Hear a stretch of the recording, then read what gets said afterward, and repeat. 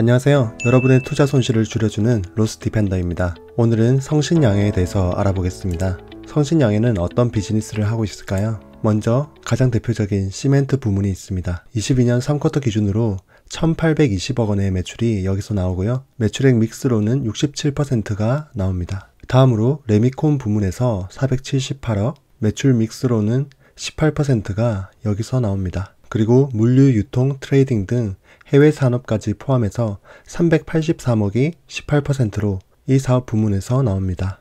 시멘트 업계를 살펴보면 1위 기업은 쌍용 C&E, 2위 기업은 한일시멘트, 3위 기업은 아세아시멘트, 그리고 성신양해는 업계 4위입니다. 시멘트 업계는 오랫동안 치킨 게임을 하고 서로 합병을 해오면서 이제는 추가로 이 산업에 뛰어드는 경쟁자 없이 이 4개 업체에서 사업을 영위하고 있는 상태입니다. 성신양해의 경영 실적을 보겠습니다. 2013년부터 22년까지의 연도별 매출액이고요. 2017년부터 2022년까지 꾸준히 매출액이 증가하고 있는 것을 볼 수 있습니다. 특히 22년은 전년 대비 20.8% 신장한 1조 원 정도가 예상이 되고 있습니다. 분기별 매출액을 보면 20년 1쿼터부터 22년 3쿼터까지 있는데 하나의 특징이 2분기와 4분기 때 매출액이 높은 것을 알 수 있습니다. 그 이유는 12월부터 2월까지가 콘크리트가 굳는데 시간이 많이 걸리는 동절기고요. 그리고 3분기가 속해 있는 7월에서 8월도 여름 장마로 인해서 비수기에 해당됩니다.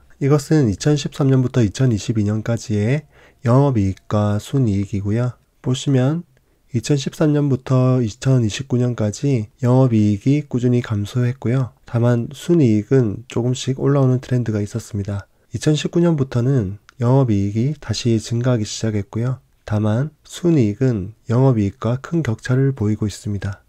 아무래도 이 비즈니스 구조에서 어떠한 문제점이 있기 때문이겠죠. 뒤에서 살펴보겠고요. 이것은 20년 1쿼터부터 22년 3쿼터까지의 성신양해의 경영 실적입니다. 이 실적만 봐서는 실적이 정말 안 좋은 기업이다 이렇게 보실 수가 있을 텐데요. 비즈니스의 구조가 기본적으로 부채 비율이 높고 또 업계 4위이고 건설 경기 변화에 아주 취약한 점이 있습니다. 하지만 그럼에도 불구하고 평균 회기가 적용되기 때문에 평균 회기라는 것은 기업이 좋지 않을 때가 있다면 또 좋은 시기가 있다는 것인데요. 실질적으로 성신양해의 실적이 그런 모습을 보이고 있습니다. 또 변동성이 크기 때문에 주가가 싼 시기를 잘 잡으면 투자의 매력이 높아진다는 그런 장점도 있기도 합니다. 성신양해의 향후 전망을 살펴보겠습니다. 성신양해가 네옴시티 수주를 위해서 현지 법인을 설립할 예정이라고 합니다. 다만 아직 예정인 부분 참고하시고요. 정말 성신양해가 이 네옴시티 수주가 불가능이 아닐지를 생각해 볼 때 성신양해는 베트남과 미얀마, 싱가포르, 방글라데시와 같이 이미 동남아 국가에 진출을 했었고요. 특히 베트남의 랜드마크 사업에 콘크리트를 공급하는 사업을 성공적으로 수행했습니다. 그리고 현재 방글라데시 국제공항 확장 사업에도 콘크리트를 공급하는 그런 계약을 하고 있고요. 그리고 9월에는 KC산업과 해외 산업 진출을 위한 MOU를 체결하기도 했습니다. 그리고 성신양해는 해외 영업 전문가인 한인호 부사장을 사장으로 승진시켰습니다.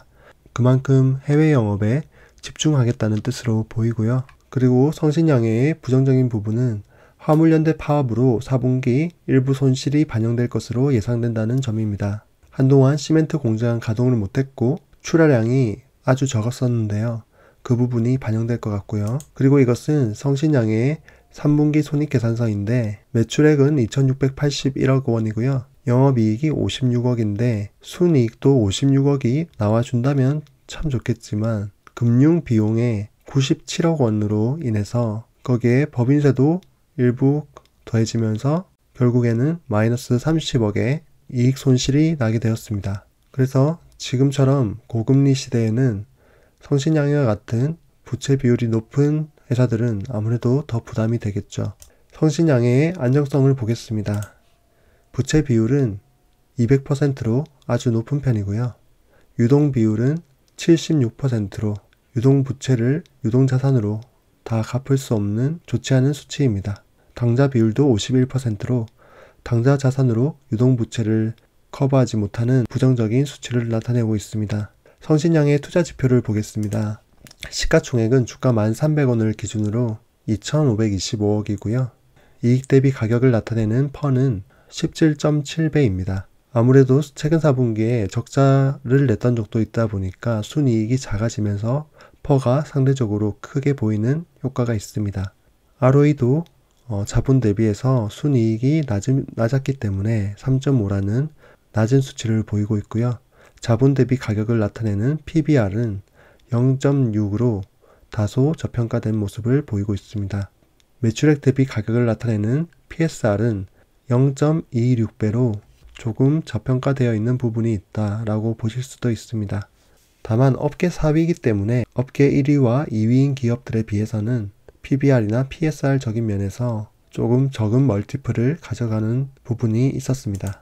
이것은 성신양해의 차트인데요. 2018년부터 2022년까지 흐름이 이렇게 되어 왔고요. 보시면 최저점은 2018년도에 5,000원 선에 닿았었고요. 2020년도 코로나 시기에 3,900원까지 내려갔고, 그렇지만 2019년 이후에는 약 7,000원 정도가 최저점인 것 같습니다. 조금 더 최근으로 온다면 7,600원이 최저점이고요. 그래서 7,600원 근처에서 매수할 기회가 생긴다면 아주 좋겠죠. 보통 특징을 보자면 트렌드가 우상향할 때는 51선을 찍고 다시 올라가고 51선을 찍고 다시 올라가고 하면서 마지막에는 아주 짧은 시간 동안 2만원까지 치고 올라가고 급격히 하락하는 그런 패턴을 보여주고 있습니다.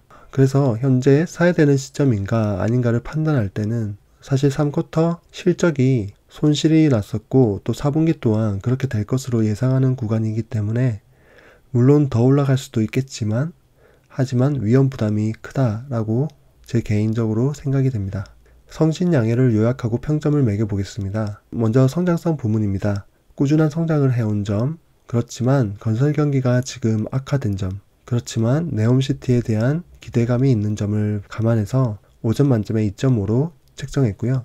수익성 부문은 낮은 이익률과 적자도 자주 기록하는 부분을 감안해서 1.5점으로 책정했습니다. 안정성 부문은 높은 부채 비율과 낮은 유동 비율, 그렇지만 시멘트 업계에 추가적인 경쟁자 진입이 없는 점을 감안해서 2점으로 책정했고요. 밸류에이션 부분은 실적이 더 악화될 것으로 예상이 되기 때문에 추가 하락 시에 매수한다면 기회가 올 수도 있을 것 같습니다. 그래서 종합 1.9점으로 책정했습니다.